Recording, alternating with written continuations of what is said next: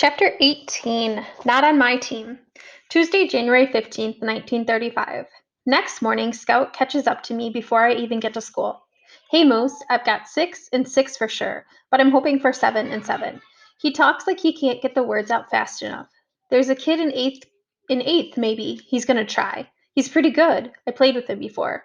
Where's your glove? If you didn't bring it, you can borrow mine, he says before I even have time to answer. I look up at the blue sky and pray for a sudden storm or a big earthquake.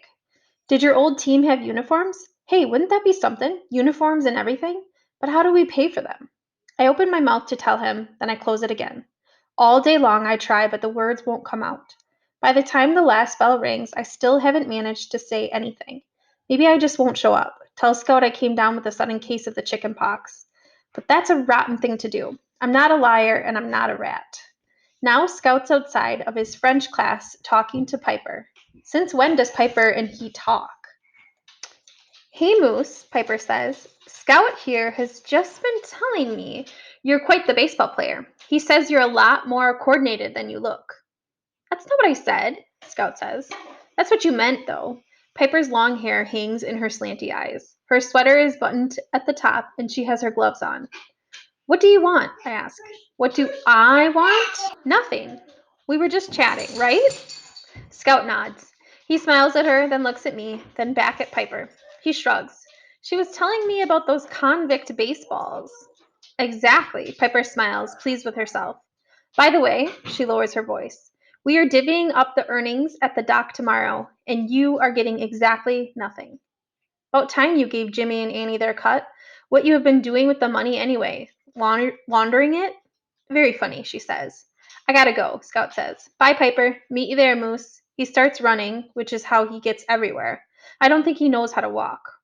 Actually, I can't come today, I finally blurt out, my voice barely breaking a whisper.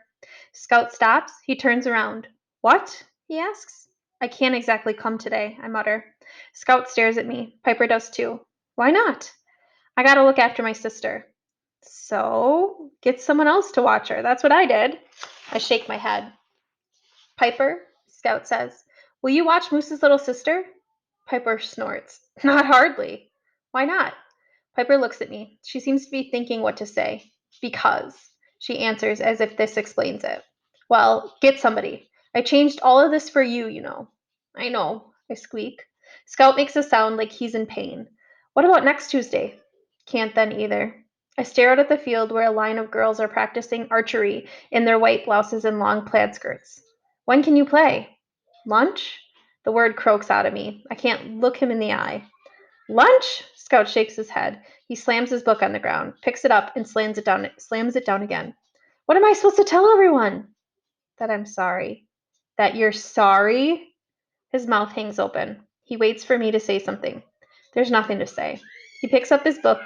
Fine, but don't expect to play on my team again. I go home like I'm supposed to, but the second my mom leaves, I let Natalie get at her buttons and I give her as much lemon cake as she wants. I'm not sorry about it either.